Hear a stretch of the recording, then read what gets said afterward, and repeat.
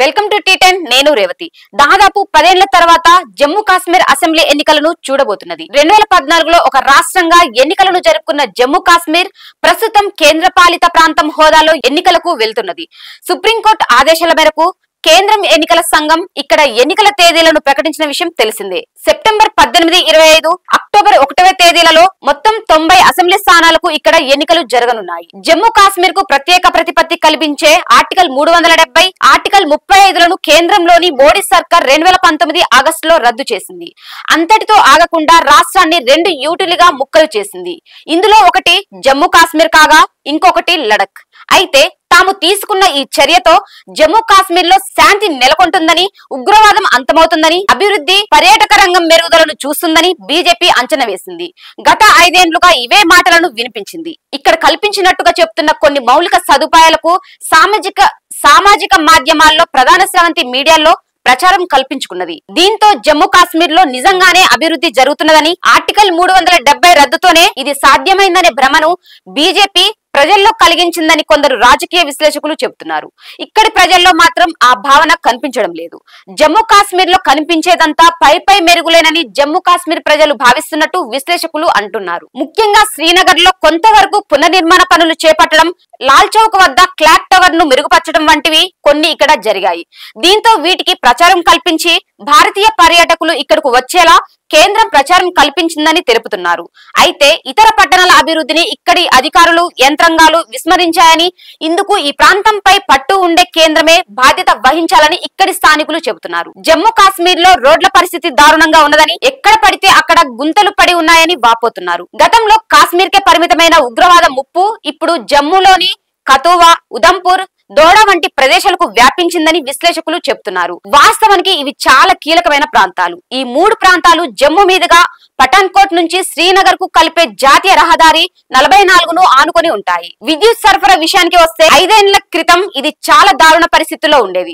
ప్రస్తుతం ఇక్కడ కరెంటు బిల్లులు మోత మోగుతున్నదని స్థానికులు చెబుతున్నారు. విద్యుత్ కోతలు ఉంటున్నాయని అంటున్నారు. ఆర్టికల్ 370 రద్దు అనంతరం జమ్మూ ప్రాంతంలో ఎక్కువ ఉద్యోగాలు వస్తాయని, పిల్లలకు చక్కటి విద్య అందుతుందని, స్థానికులకు వ్యాపారం ఎక్కువ అవుతుందని, జీవన నాణ్యత ప్రమాణాలు పెరుగుతాయని కొన్ని అంచనాలు ఏర్పడ్డాయి. బీజేపీ కూడా వీటికి తీవ్ర ప్రచారం కల్పించింది. అయితే నిరుద్యోగం, ధరల పెరుగుదల, అవినీతి పెరుగుదలతో తాము బాధపడుతున్నామని జమ్మూ ప్రాంతంలోని ప్రజలు వాపోతున్నారు. కేంద్రంలోని మోడీ పాలనలో జమ్మూ కాశ్మీర్ తీవ్ర నష్టాన్ని, ఇబ్బందులనే ఎదుర్కొంటున్నదని ఇక్కడి మేధావులు అంటున్నారు. కేంద్రం చెప్పే అభివృద్ధి మేడి పండు చందమేనని చెప్తున్నారు. గత 5 ఏళ్లలో కాశ్మీరీలు అనేక అణిచివేతలు, అవమానాలను ఎదుర్కొన్నారని చెప్తున్నారు. ఇక్కడ భావ ప్రకటన, పత్రికా స్వేచ్ఛకు స్థానమే లేకుండా పోయిందంటున్నారు. అయితే ఎట్టకేలకు ఇప్పుడు ప్రజాస్వామ్యయుత పద్ధతిలో ఎన్నికలు జరగనుండడంతో ఇక్కడి ప్రజలు కొంత ఆశతో ఉంటున్నారు. తాము గత 5 ఏళ్లుగా ఎదుర్కొంటున్న కొన్ని సమస్యలకు పరిష్కారం దక్కుతుందని విశ్వాసాన్ని వ్యక్తం చేస్తున్నారు. అయితే ఈ 5 ఏళ్లలోని పరిస్థితులే రాబోయే ఎన్నికల్లో ఓట్ల రూపంలో ప్రతిబింబించనున్నాయని రాజకీయ విశ్లేషకులు అంటున్నారు. అది తేలేదాకా అక్టోబర్ 1 వరకు ఆగాలని, అక్టోబర్ 4న అభ్యర్థుల భవితవ్యం తేలనున్నదని చెప్తున్నారు. జమ్మూ కాశ్మీర్ లో పరిస్థితులు ప్రస్తుతం బీజేపీకి అనుకూలంగా లేవు.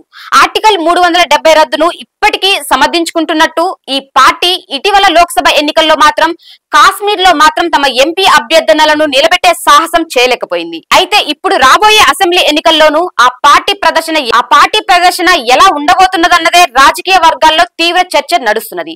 ఆ పార్టీకి గట్టి పట్టుండే జమ్మూ ప్రాంతంలోనూ ఇటీవల లోక్సభ ఎన్నికల్లో చేదు ఫలితాలే ఎదురయ్యాయి. అయితే అవే ఫలితాలు రాష్ట్ర అసెంబ్లీ ఎన్నికల్లోనూ ప్రతిబింబిస్తే బీజేపీకి గట్టి ఎదురు దెబ్బ తగిలే అవకాశం ఉన్నదని, ఆర్టికల్ 370 రద్దు సరికాదనే వాదన ప్రజా తీర్పుతో వెల్లడవుతుందని రాజకీయ విశ్లేషకులు చెబుతున్నారు. ప్రస్తుతం జమ్మూ కాశ్మీర్ ఎన్నికల్లో పోటీ చేయబోయే ప్రధాన పార్టీలన్నింటిలో ఒక్క బీజేపీ తప్పితే అన్ని కూడా జమ్మూ కాశ్మీర్ కు రాష్ట్ర హోదాను ఆర్టికల్ 370 పునరుద్ధరణకు డిమాండ్ చేస్తున్నాయి. ఆర్టికల్ 370 రద్దుతో అంతా మంచి జరుగుతుందని వాదించిన బీజేపీ పట్ల జమ్మూ కాశ్మీర్ ప్రజలు ఆగ్రహంతోనే ఉన్నారు. కాషాయ పార్టీపై వారు తమ కోపాన్ని ఇటీవలి లోక్సభ ఎన్నికల్లో చూపించారు. హిందువులు ఎక్కువగా ఉండే ప్రదేశాల్లో సైతం బీజేపీకి గట్టి షాకే ఎదురైంది. బీజేపీకి గట్టి పట్టున్న ప్రాంతాలైన బదేర్వాస్, దోడా ప్రాంతాల్లోనూ ఆ పార్టీ అభ్యర్థులకు ఎదురుగాలే వీచింది. ఇక కాశ్మీర్ లో పోటీ చేసే సాహసాన్ని బీజేపీ చేయలేకపోయింది. ఇతర పార్టీల వారికి ప్రచార రూపంలో సహకరించిన ఆ అభ్యర్థులు కూడా ఓడిపోవడం గమనార్హం. ఇది ఇవాల్టి న్యూస్. చూస్తూనే ఉండండి టీ10.